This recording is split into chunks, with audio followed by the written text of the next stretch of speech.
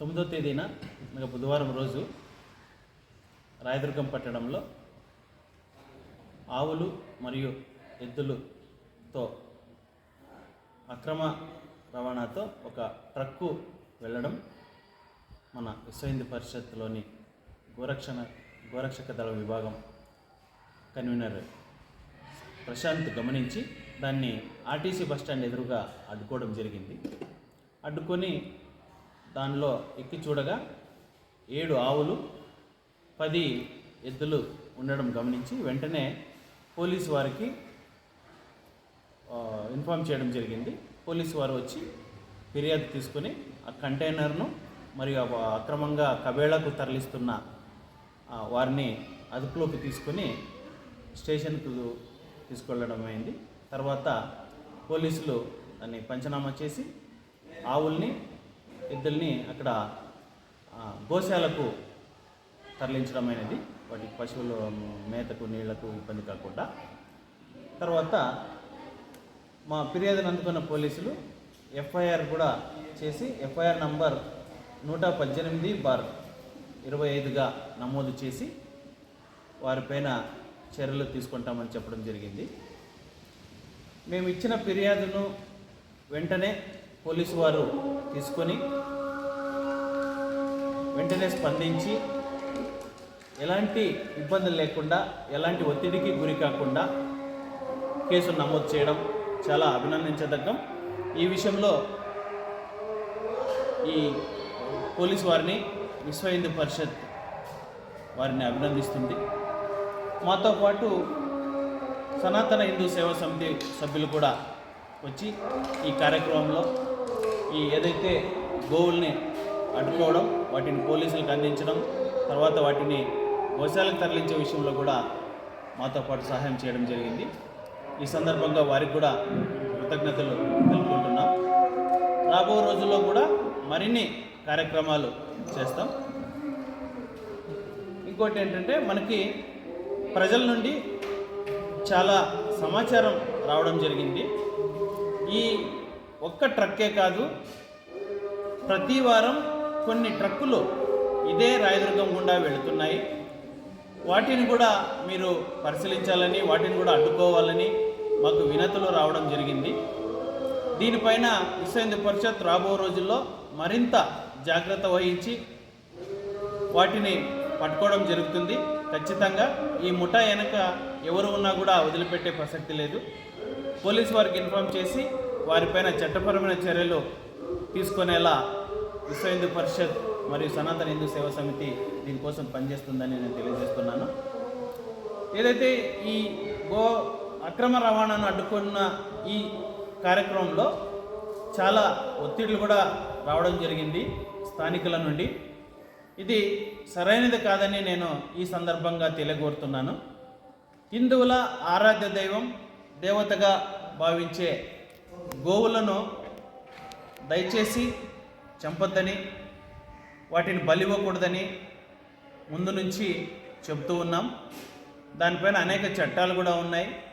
అయినా కూడా ఈ మానవత్వం లేని ఈ ముఠ గోవుల్నే లక్ష్యంగా చేసుకొని వాటిని ఇలా అక్రమంగా ఎలాంటి అనుమతులు లేకుండా, తగిన ఏర్పాట్లు లేకుండా వాటిని చాలా ఘోరంగా ఆ ట్రక్కులో మీరు చూస్తే హృదయం చలించిపోతుంది. అలా బంధించి వాటి మొహం కూడా తిప్పుకోకుండా వాటి కొమ్ముల్ని కానీ మూతిని కానీ పగ్గాలు వేసేసి బిగించడం జరిగింది. చాలా ఘోరాతి ఘోరంగా. ఇది క్షమించరానిది. దీని వెనుక ఎవరున్నా కూడా వారికి ఈ సందర్భంగా చెప్తున్నాం, ఇది మంచి పద్ధతి కాదు, మానుకోండి. మీరు వేరే వ్యాపారాలు చూసుకోండి. ఇది మీరు ఒక సనాతన ధర్మం యొక్క సంస్కృతి సాంప్రదాయాలపైన మీరు దాడి చేస్తున్నారని విశ్వ హిందూ పరిషత్ చెప్తా ఉంది. ఇది మేము దాడిగానే గుర్తిస్తాం. మీరు గోవుల్ని అక్రమంగా తరలించడం కానీ, వదిలించడం కానీ, కబేళకు తరలించడం లాంటి కార్యక్రమాల్ని విశ్వ హిందూ పరిషత్ ఈ మన సంస్కృతి పైన దాడిగానే పరిగణిస్తుందని ఈ సందర్భంగా తెలియగోరుతున్నాను. అలాగే కొంతమంది ఇండైరెక్ట్గా మా సభ్యులకి ఛాలెంజ్ చేస్తున్నారు. మీరు ఒక్క ట్రక్ పట్టుకున్నారు, మీ చేత ఏమవుతుంది? ఒక్క ట్రక్ పట్టుకోగలరు, కానీ ప్రతి వారం ఇటుగా వెళ్ళే మిగిలిన ట్రక్కుల్ని మీ చేతినైతే పట్టుకోండి అని ఛాలెంజ్ చేయడం జరిగింది. అందుకే నేను చెప్తున్నా, సరే మేము కూడా ఈ సవాల్ను స్వీకరిస్తాం. హిందువులంటే చేతకాని వాళ్ళు కాదు, ఖచ్చితంగా మీరు తరలించండి. ఇప్పటి నుంచి హిందువులు తిరగబడతారు. మీరు ఎన్ని ట్రక్కులు వెళ్తున్నాయో అన్ని ట్రక్కుల్ని ఆపి పోలీసు వారికి అప్పగిస్తాం. మీ ఆటలు ఇక సాగవు. దయచేసి చెప్తున్నా, ఇకపైన ఇలాంటి కార్యక్రమాలకి స్వస్తి చెప్పండి. అలాగే కొంతమంది బడాబాబులు కూడా ఉన్నారు, దీని వెనక ఉన్నారని మేము గుర్తించాం. మాకు వచ్చిన ఫోన్లు బట్టి, ఒత్తిడిని బట్టి తెలియవస్తుంది. ప్రముఖ ఏదైతే మన ప్రధాన స్రవంతిలో ప్రజల్ని చైతన్యపరిచే వృత్తిలో ఉన్నవాళ్ళు కూడా ఛాలెంజ్ చేయడం జరిగింది. ఇలాగే చేస్తారు, ఇంకా ట్రక్కులు వెళ్తాయి, మీ చేతనైతే అడ్డుకోండి, మేము తిరిగి మీపైనే కేసులు పెడతాం, పట్టుకున్నారని మేము తప్పుడు కేసులు బనాయిస్తాం, ఇలా అడ్డుపడొద్దండి అని తిరిగి మమ్మల్ని బెదిరించే పరిస్థితికి వచ్చింది ఈ ముఠ. కాబట్టి ఈ సందర్భంగా నేను తెలియగోరుతున్నా, పోలీసు వారిని వెంటనే చర్యలు తీసుకొని ఎఫ్ఐఆర్ నమోదు చేసి వీటిని వాళ్ళ ఆధీనంలో పెట్టుకున్న పోలీసుల్ని ఈ సందర్భంగా మేము ప్రత్యేకంగా అభినందిస్తూ, ఇది ఇంతటితోనే ముగిసిపోలేదని, ఇంకా చాలా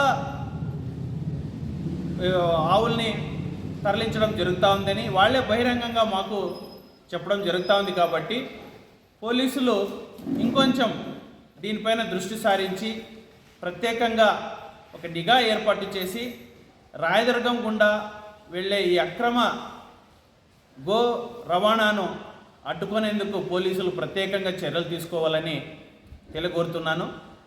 అలాగే ఈ ప్రస్తుత పరిస్థితుల్ని, ఈ సవాళ్లను దృష్ట్యా ప్రజలు కూడా, హిందువులు కూడా చైతన్యవంతులై మన గోమాతను బలిస్తున్న, కబేళకు తరలిస్తున్న ఈ ముఠాలపైన శ్రద్ధ పెట్టాల్సిన అవసరం ఉంది.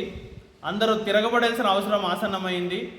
అందరూ కూడా వీటిపైన దృష్టి పెట్టి విశ్వ హిందూ పరిషత్ సభ్యులకు కానీ, సనాతన హిందూ సేవా సమితి సభ్యులకు కానీ దయచేసి సమాచారం ఇవ్వండి.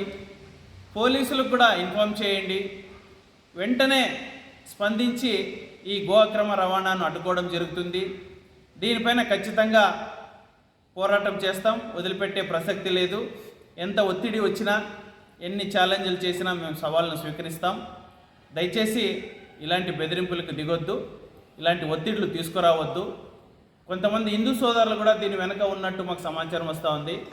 ఇది కూడా చాలా చాలా అభిశంసించాల్సిన విషయం. ఎందుకంటే మీరు ఒకసారి ఆలోచించండి, మన తల్లికి సమానమైన, దేవతామూర్తులకు సమానమైన గోవుల్ని వధించడం కరెక్ట్ కాదు. వాటిని వధించే వాళ్ళని మనం ప్రశ్నించాల్సిన అవసరం ఉంది, చైతన్యపరచాల్సిన అవసరం ఉంది.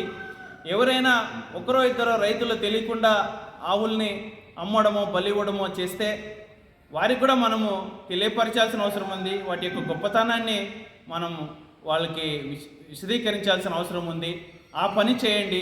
హిందూ సోదరులారా మీరు ముందుకు రండి. దయచేసి మీరు చైతన్యవంతులై ఈ గో అక్రమ రవాణాను అడ్డుకోండి, ఈ గోవధని అడ్డుకోండి. పోలీసుల సహాయంతో, విశ్వ హిందూ పరిషత్, గోరక్షక దళం, బజరంగ్ దళ సహాయంతో ఈ పని చేద్దాం. దయచేసి అందరూ ముందుకు రావాలని కోరుకుంటున్నాం.